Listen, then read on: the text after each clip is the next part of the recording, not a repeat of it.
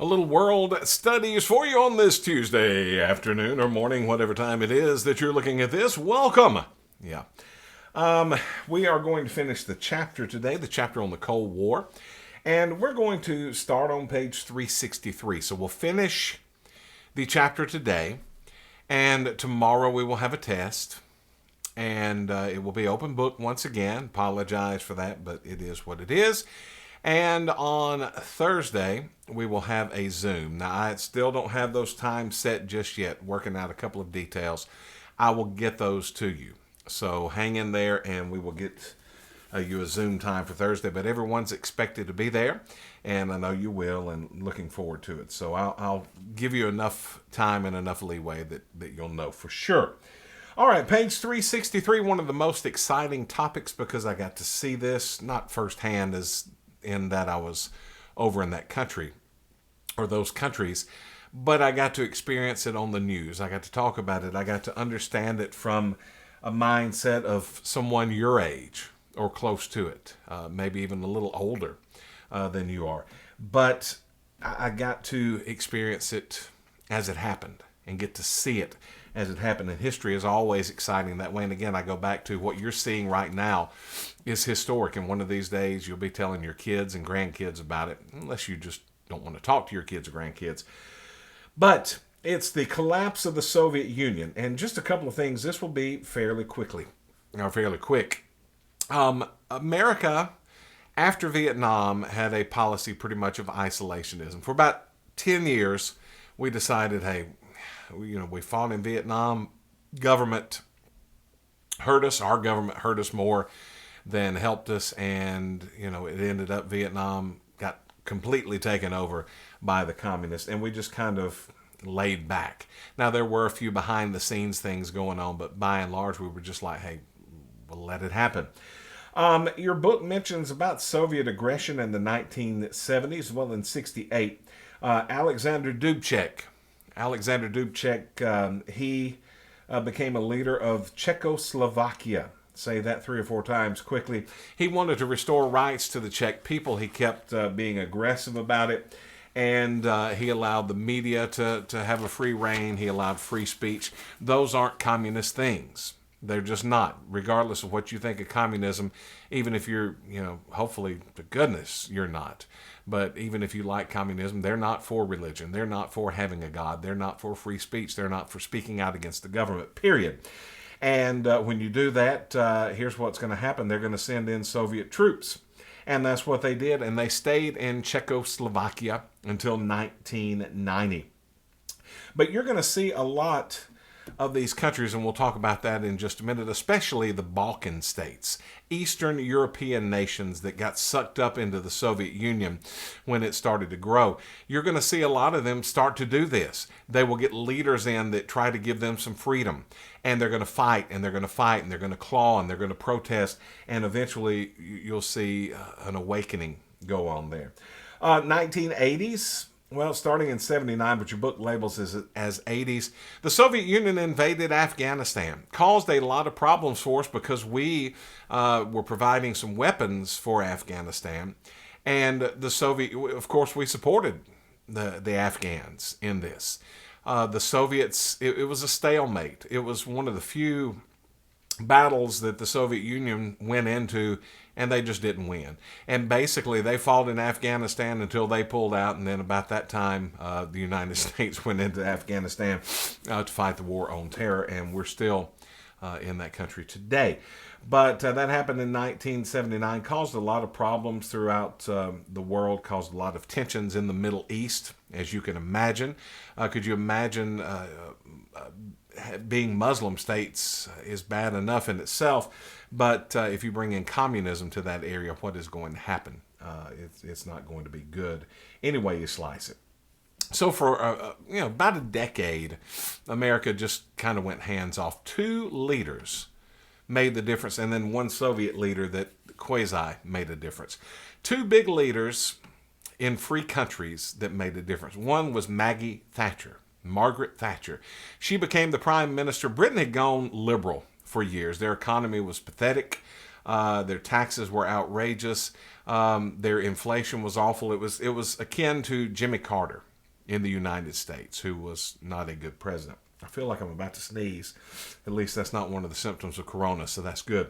But Margaret Thatcher, a conservative, took over as prime minister in Great Britain. She was wonderful, the Iron Lady. If you ever get to watch any documentaries on her, fantastic, fantastic lady, strong, a strong leader. People have asked me before, well, would you ever want to see a woman president? Well, not Hillary Clinton, no. But if Margaret Thatcher or someone like her ran for president here, I'd be the first one in line to vote for her. She was incredible. And her counterpart, so to speak, in the United States, elected in 1980, the great communicator, Ronald Reagan. Man, you talk about a president. He turned it around. Jimmy Carter, and I know this is not U.S. history, but Jimmy Carter had ruined our economy here in the United States. Inflation was outrageous. The economy was terrible. Unemployment was high. The Iranians had American-held hostages. He wouldn't do anything about that. It was just a debacle. And Reagan was elected in a landslide. Those two leaders, Margaret Thatcher and Ronald Reagan, had something in common. They did not like communism. In fact, Ronald Reagan kept calling them the evil empire, time and time again. And he would say that to their faces. That was what was so cool about Reagan. He had guts. He had guts. And he would go up to a Soviet leader and he'd say, y'all are the evil empire. Communism needs to be stopped. And he stood up to them. Margaret Thatcher stood up to them. And one of the things, and your book mentions this, and it was great. Well, first of all, his slogan, Reagan had a couple of slogans that were important to him. Peace through strength was one, and later on they're going to have these SALT II talks, which was a limitation of nuclear missiles. And his other slogan was trust but verify. Yeah, we'll trust you, but we're going to check it out and make sure you're not lying to us because y'all have lied for years and years and years. And Reagan's the type that went to Berlin and he said, Mr. Gorbachev, tear down this wall. I mean, just guts, strong leader, the kind of leader we need, kind of like Trump that would just say the truth. And if it hurt the media's feelings, so be it. If it hurt someone else's feelings, so be it. It was the truth and it was the right thing for America. Ronald Reagan was bold, he was strong, and he fought against communism. And one of the things he did, he decided, another thing Jimmy Carter did, and I'll mention Gorbachev again in just a minute. He's the one that had the big birthmark on his head, if you've seen pictures of him before. But Reagan saw under Jimmy Carter that the military was stripped.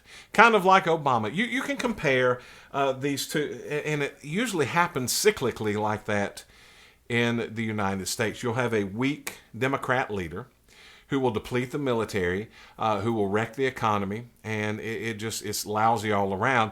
And so Americans are fed up with it, and they will elect a strong conservative leader.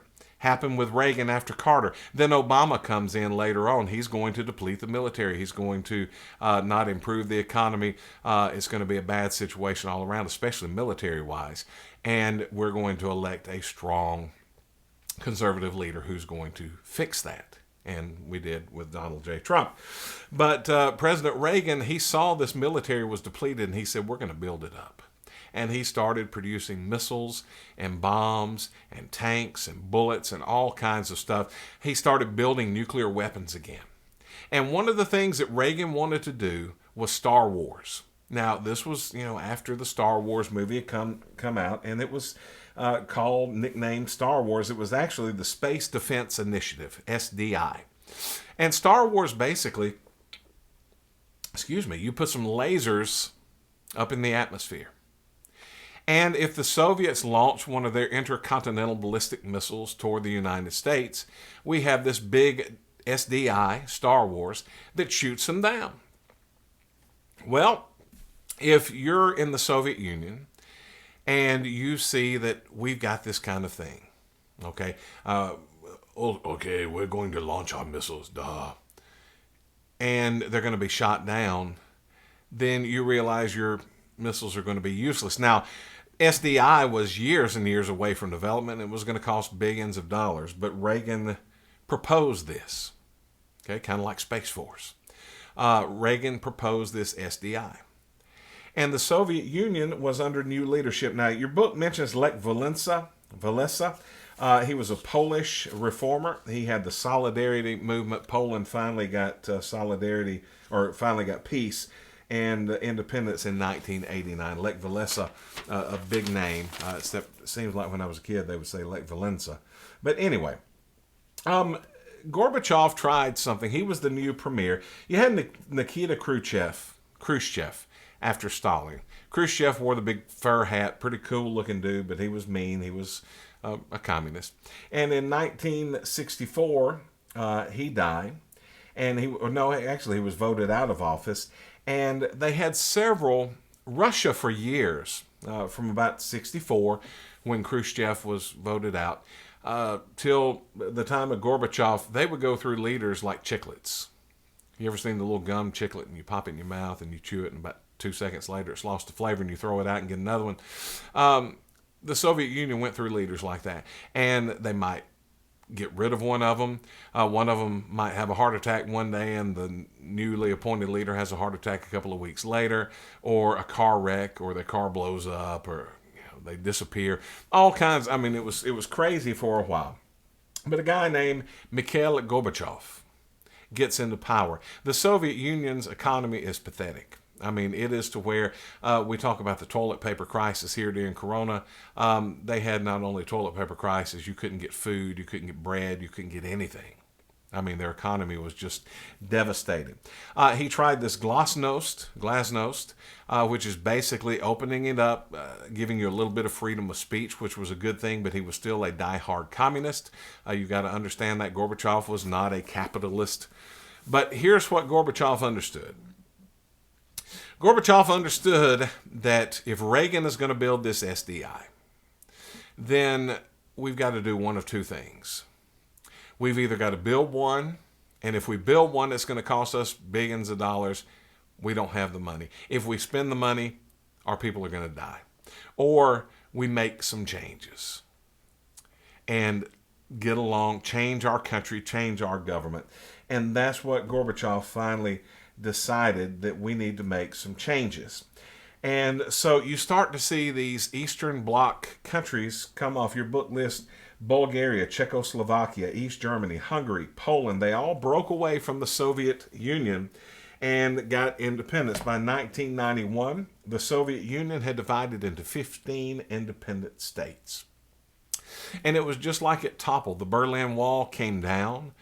It was an amazing thing. And the Soviet Union, as we knew it, was gone.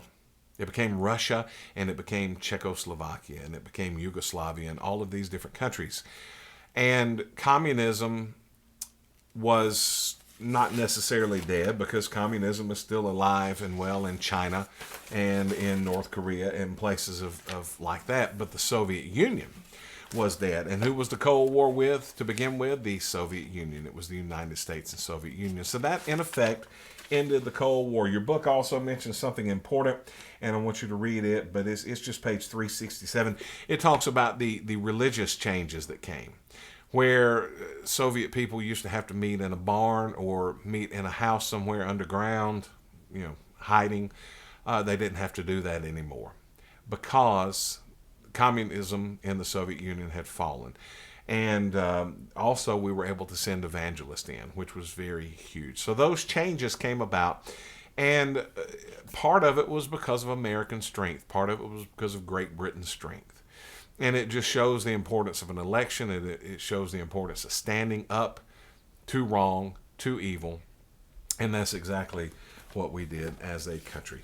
That effectively ends Chapter 19, the Cold War, and we have one more chapter in our book to cover, and we will start that next Monday. We're going to have a test tomorrow, and on Thursday we'll do a Zoom meeting, and next Monday we will start the final chapter, and we'll head up that last little hilltop before the year is over. Listen, have a great day. Read over the chapter, look over the terms again, and I'll send you your test, post it tomorrow.